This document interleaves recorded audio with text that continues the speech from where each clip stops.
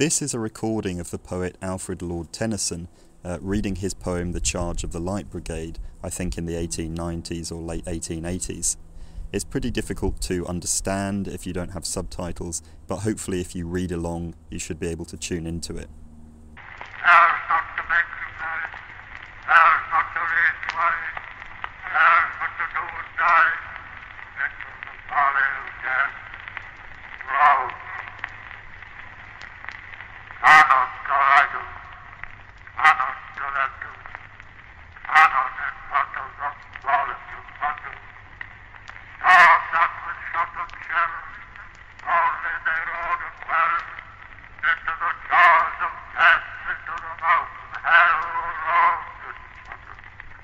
Now, I imagine you've guessed by the title of this video that I'm about to comment that to me he sounds surprisingly Irish.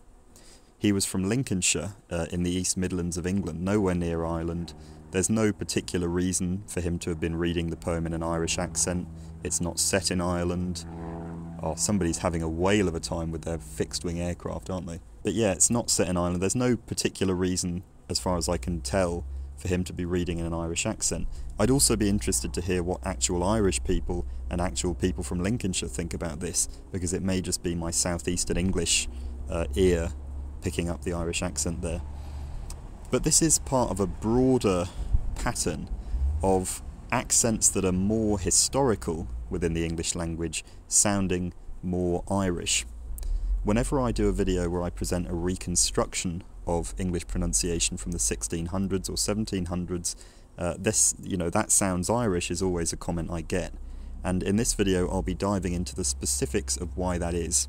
In a previous video where I brought this up, I made a slightly throwaway comment that the reason that a lot of historical reconstructions of accents sound kind of Irish is because that's kind of how people in most of the south of England spoke about 500 years ago, and that way of speaking was taken over to Ireland, and it just remained more conservative in Ireland than it did in England. And I should have worded that better. I had a couple of comments sort of saying that I was a coloniser and I was trying to take away some part of Irish heritage and sort of poison it with the implication that it's actually English. And I do apologise for not phrasing it better. I hope it didn't come across that way to most of the people who are watching. Hello, mate. To get it out of the way, I think that the British government's treatment of Ireland has historically been appalling and has recently been appalling. Obviously we all make mistakes sometimes, but I absolutely don't, I hope that I'm not some jingoist who's trying to take away aspects of Irish identity. That's the last thing I want to be. So I thought in this video I would clarify exactly what I did mean and what I didn't mean by that, by going through some of the phonetic features of Irish English and whether they may be holdovers from an earlier stage of English in general. Now, ignore the fact that I've changed clothes and it's obviously 2 days later, and imagine that I were to tell you you're about to hear a recording of a native English speaker saying this word. The speaker has always lived in the same place, they have a specific regional accent, their parents and grandparents are from the same place as them, and the recording sounded like this. No. Where would you immediately assume that speaker was from? I think my brain would probably jump to somewhere like Newcastle in northeastern England. I wouldn't be shocked if I was told they were from somewhere else in northern England or Scotland or Ireland, and I would be surprised if I was told they were from London or southeastern England in general. I know my brain is clocking this mostly because the vowel is a monophthong. It has a pretty stable quality. A tiny snippet from near the start of the vowel sounds basically the same as a tiny snippet from near the end of the vowel. This is in contrast to my own southeastern English pronunciation of this vowel, where I start somewhere like and end up somewhere like oo. No, no. But when we hear the word, especially for people who aren't that interested in phonetics, we don't reason through the characteristics of the vowels. Our brains take in the acoustic information, do a statistical computation below the level of conscious awareness, cluster it with some accent that we're already familiar with, and then that judgment becomes available for us to talk and think about. For an audio clip as short as the one that I've just played you, we might have some gut instinct about what the accent is, as well as a pretty clear idea of what it almost certainly isn't. But most of us would acknowledge we can't really be sure about the accent from that one word. So let's hear another word and imagine that it's from the same speaker, the same dialect, the same accent.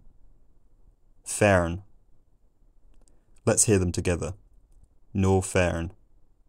With this extra word, the brain has some extra data to narrow the computation down. For me, the whole of Northern England is now basically ruled out, and I'm thinking Scotland or Ireland.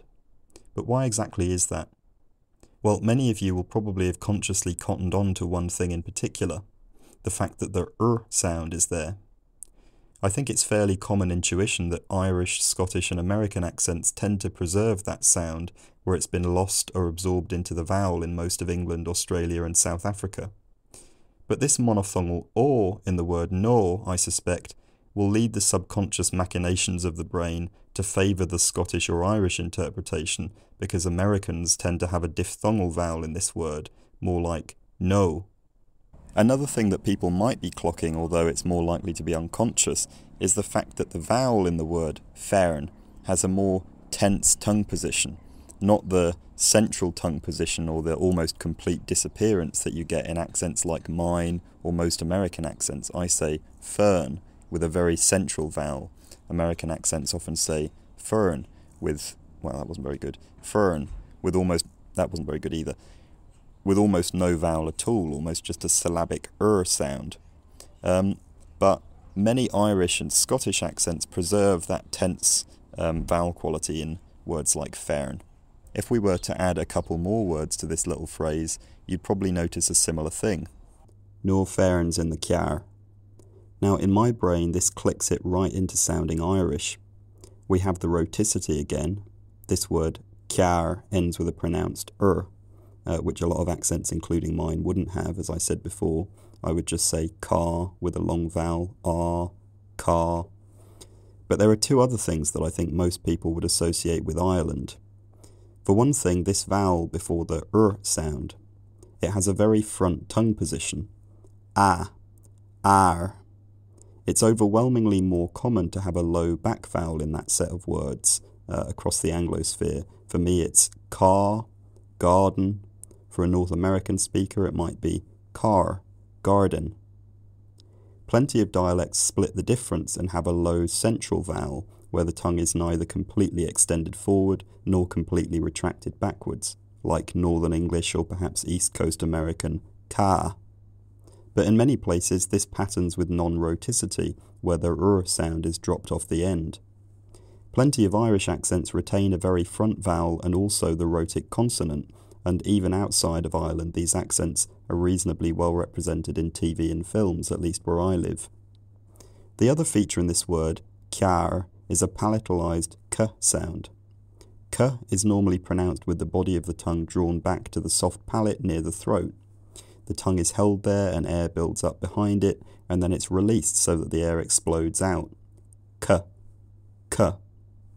But in plenty of Irish accents and also some Caribbean accents, the front of the tongue is also drawn up to the hard palate, which is further forward on the roof of the mouth. This has the effect of making it sound like the speaker is putting a little y sound after the k. K. So if you're familiar with that as a feature of some Irish English, upon hearing no ferns in the cearr, your brain is likely to come up with the perceptual judgment that this is almost definitely an Irish person speaking, even if you can't quite place where in Ireland they might be from. Of course, this massively depends on your lifetime experience of Irish speech. If you've just gone your whole life hardly ever hearing Irish people or haven't heard much variety, your brain might come to a different conclusion. Now for me to reveal what accent I'm actually doing. It's not Irish, it's not even Scottish. It's our best triangulation of an educated London accent from around 1650. No ferns in the cearr. By the way, car was a word in 1650, it just meant something different to what it means now. If you've watched my channel for a long time, that won't surprise you, and it also won't surprise you to hear once again about the various comments I get expressing incredulity about these reconstructed accents. For some, It's from the angle of how do we know what historical accents sounded like at all? There was no audio recording, and I've addressed those in another video. But some of them are more specific. Some of them say things like, why would it sound so Irish? Why wouldn't it have X modern feature? Why, where's the modern London accent in all this? And I think this is probably partly down to that categorical way in which we think about accents. When you hear a modern London accent, provided you have enough experience of London accents, the brain puts it into the London accent category. And when you hear a modern Irish accent, the brain puts it into the Irish accent category. And this mechanism works most of the time. Most of the time we're accurate, provided we have enough exposure to those accents. And so when we hear a London accent from 1650 and our brain puts it into the Irish accent category, it produces or it prompts us to ask a lot of questions which don't really actually make much sense, such as, why would Londoners speak with an Irish accent? At what point in history did London accents go from being Irish accents to being modern London accents? And this is just the set of assumptions and statistical priors that we've built up over the course of our lives, failing us in a context where we don't usually have to apply them. But I'm obviously pushing a bit of a technicality here. It is definitely worth asking, why do these old accents have so many features that now sound Irish? Let's go from the start of the phrase to the end. No, with this monophthongal or vowel. This is uncontroversially how the vowel was pronounced in London in 1650, and it probably wasn't that different outside of London, considering that dialect audio recordings from elderly people as recently as the 1960s show monophthongal pronunciations all around England. Phoneticians back in the 1600s knew the difference between monophthongs and diphthongs and explicitly described this as a monophthong with a front tongue position, which rules out the possibility that modern-like pronunciations like no were normal in the 1600s. Phoneticians continued to describe this as or, nor, until the late 1700s, when they described the start of a subtle diphthongization, no. Throughout the 1800s, southeastern English phoneticians from the time paint a picture of this slight diphthong becoming more and more normal in educated speech, with a monophthongal nor still being a robust option for southeastern English people by the 1860s, even though no was now more common. And in the early decades of audio recording, this no, this diphthong, was the norm in posh English pronunciation. I can only say, In the very late 1800s, something more like no started to appear marginally in upper-class speech, but was perceived as affected or effeminate. And then in the mid to late 1930s, within living memory, phoneticians remark that no abruptly became a lot more common, which reflects audio recordings from back then as well. Modern Irish accents, at least to my knowledge, generally vary between a monophthong, no, and a fairly narrow diphthong, no. In other words, the state that upper-class London accents were in about the 1850s. There seems to be a pretty straightforward explanation for this. In the late 1500s and early 1600s, English speakers colonised a lot of Ireland, bringing with them these monophthongal pronunciations like no, goat, stone. As part of this often violent colonisation, a lot of families which had previously spoken Irish acquired English, probably under substantial pressure from the colonisers, and because that English had this monophthong or, that's how these newly colonised people pronounced it when they spoke English. And because Ireland is on the other side of a sea, and perhaps also to some extent because they wanted to preserve their own identity, this southern England specific O pronunciation arising in the early 1900s didn't take off in Ireland. Now, in 2025, generations of speakers have grown up associating the O pronunciation with southern England and the O pronunciation with Ireland, and so it's become a meaningful and valid marker of Irish identity in the modern English-speaking world. A similar story is true for the vowels in fearn and cearr. In early modern English, r behaved a lot more like a normal sonorant consonant within the consonant system, a bit like l nowadays. So you could have all kinds of vowels immediately before r in a way that you can't in, for example, modern General American English. And any of the short vowels of early modern English could come straight before r. So you could have ar, you could have you could have ir, you could have or, you could have ur. So in the same way that you could have fat, you could also have far. In the same way that you could have fell, you could also have fern. In the same way you could have fill, you could have fear. In the same way you could have hot, you could also have horse. And just like you could have full, you could also have for. And this, as I say, increased the number of contrasts you could have before r. So the vowels in early modern horse and horse were different from each other in the same way that the vowels in got and goat were different from each other. Global teaching standards like My Accent or General American have a pretty weird relationship with the r sound, or at least where there used to be a r sound. We have reasonably good documentation of how this happened, and Roger Lass presents a good account of it in the reference on screen. By the 1680s, Londoners were starting to lengthen the short a vowel if it occurred before r, and also before some other consonants. So now you have a vowel length difference between fat and far. By the 1740s, the long vowel had probably become lowered to some extent, fat and far.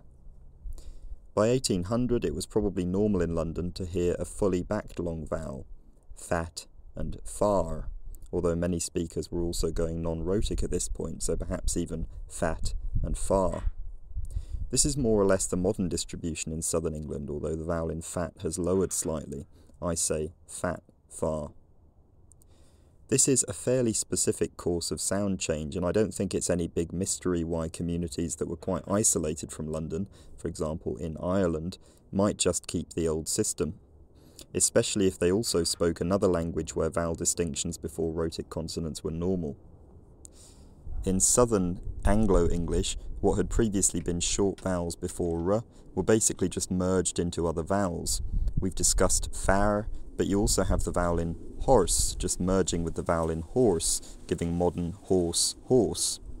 Then you have the remaining three vowels just merging together as a long central vowel. Fear, fern, for have ended up as fur, fern, fur. So I suppose the last thing to discuss is this palatalized kya in kjar. First of all, why have I decided to do this in my early modern English reading of our sentence? Because there's fairly robust evidence for it in early modern English. In 1653, John Wallis comments that if you have a velar consonant like k or g followed by a front short vowel like a, e, a little y appears between the consonant and the vowel, as in can, get, begin.